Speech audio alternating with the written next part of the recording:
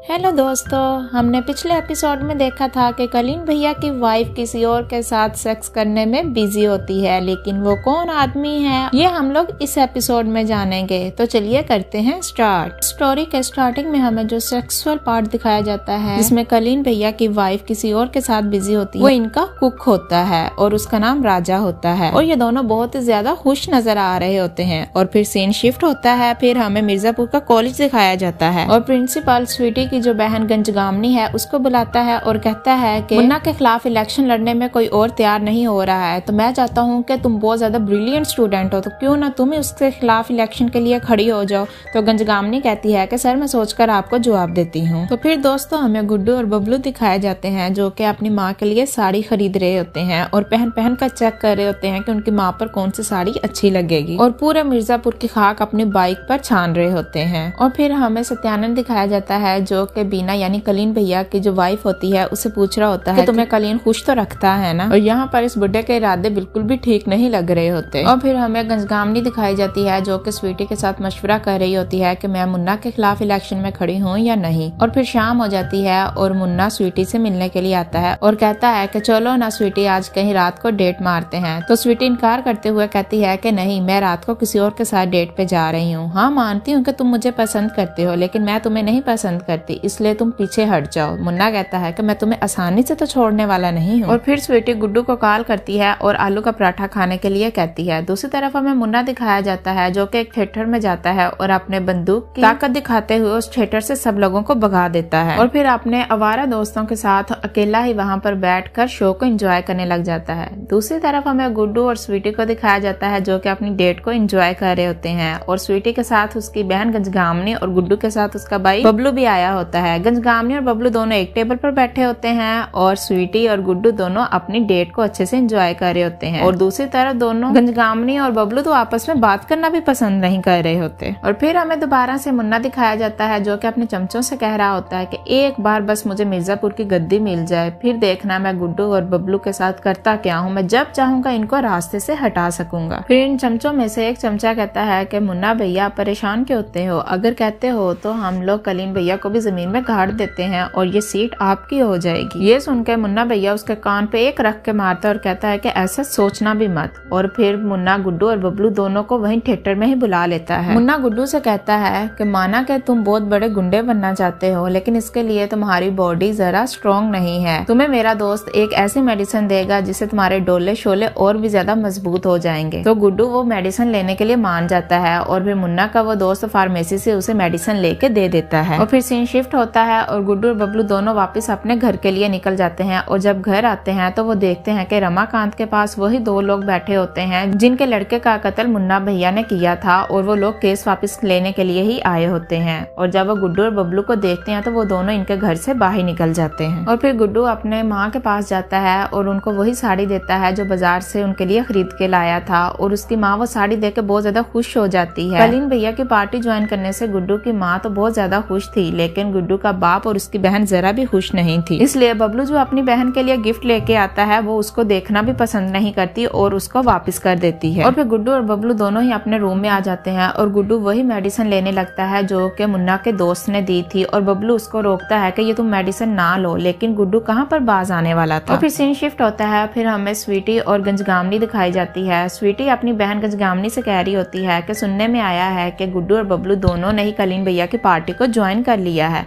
वैसे अगर देखा जाए तो अच्छा ही किया है, ताकतवर का साथ देना चाहिए, इसमें कोई बुराई नहीं है। और फिर गुड्डू और बबलू कलीन भैया के साथ उनकी फैक्ट्री में आ जाते हैं और अब इन दोनों को भी मजा आ रहा था कलीन भैया के साथ काम करने में, इसलिए वो काम में ज्यादा इंटरेस्ट ले रहे थे। और फिर हमें स्टोरी में लाला दिखाया जाता है जिसके साथ मुन्ना डील कर रहा होता है और लाला कहता है कि इस बार माल तो मिलेगा लेकिन 15% ऊपर लगेगा। और फिर मुन्ना कलीन भैया को कॉल करता है और कहता है कि माल तो लाला देने के लिए तैयार है, लेकिन 25% आपको ऊपर देना पड़ेगा। ये सुन के लाला कहता है कि तुम तो बहुत ही हरामी चीज हो। और फिर सीन शिफ्ट होता है, फिर हमें गुड्डू और बबलू दिखाए जाते हैं जो कि मकबूल के पास खड़े होते हैं और मकबूल इनका इम्तिहान ले रहा होता है। मकबूल कहता है कि तुमने कभी किसी इंसान को मारा है? तो गुड्डू कहता है कि अब तक तो हमने किसी इंसान को नहीं मारा। तो मकबूल कहता है कि अब तुम लोग फिर अपने इम्तिहान में पास होने के लिए तैयार हो जाओ। और गुड्डू और बबलू दोनों को ही उन आदमियों के पास ले जाता है जो रंती शक्कर के आदमी थे जिनको पकड़कर मकबूल ने टॉर्चर किया था। और फिर मकबूल बबलू को गन देता है और कहता कहता है कि मारो इसे, लेकिन बबलू उसको मारते हुए बहुत ज्यादा डर रहा था, लेकिन वो जैसे तैसे करके गन चला देता है और उसको मारने के बाद बबलू की हालत बहुत ज्यादा खराब हो जाती है। वो खुद भी उल्टियां करने लग जाता है और दूसरी तरफ गुड्डू बहुत ही प्रोफेशनल तरीके से दूसरे आदमी को ठिकाने लगा देता है। फिर मकबूल कहता है कि तुम लोगों ने इस टास्क को पूरा किया, अब तुम लोगों के लिए एक और टास्क है। अब तुम लोगों ने इन दोनों लाशों को कलीन में डालकर इस शहर से बाहर लेके जाना है और अगर पकड़े जाओ तो हमारा नाम बिल्कुल भी नहीं लेना। फिर गुड्डू और बबलू ट्रक में कलीनों में वो लाशें डाल ले जाने लगते हैं। गुड्डू तो कुछ ना कुछ रिलैक्स होता है, लेकिन बबलू की अब भी फटी हुई होती है, वो बहुत ज्यादा डरा होता है। गुड्डू ट्रक को लेके जा ही रहा होता है कि रास्ते में एक पुलिस वाला आता है और वो चेकिंग के लिए कहता है। जब वो चेकिंग के लिए कहता है तो गुड्डू और बबलू दोनों की फट जाती है। गुड्डू पुलिस वाले को बातों में लगाने की कोशिश करता है, लेकिन पुलिस वाला कहता है कि मुझे पीछे की चेकिंग करवाओ। फिर गुड्डू पीछे की तरफ ले जाता है और बबलू को दरवाजा खोलने के लिए कहता है, लेकिन बबलू कैसे दरवाजा खोलता, अंदर तो लाश थी और लाश का खून जो था वो ट्रक में फैल चुका था। गुड्डू बबलू की देरी देखकर कुछ ना कुछ समझ आता है, इसलिए गुड्डू भी गन निकाल लेता है कि अगर कोई मसला हुआ तो वो पुलिस वाले को ही ठोक देगा ताकि ये किस्सा यहीं पर खत्म हो जाए। और इसी के साथ इस एपिसोड का एंड हो जाता है। अब अगले एपिसोड में देखेंगे कि ये दोनों बच पाते हैं या नहीं बच पाते। आई होप कि आप लोगों को ये स्टोरी अच्छी लगी होगी और अगर अच्छी लगी है तो प्लीज लाइक जरूर कीजिएगा। Thanks for watching.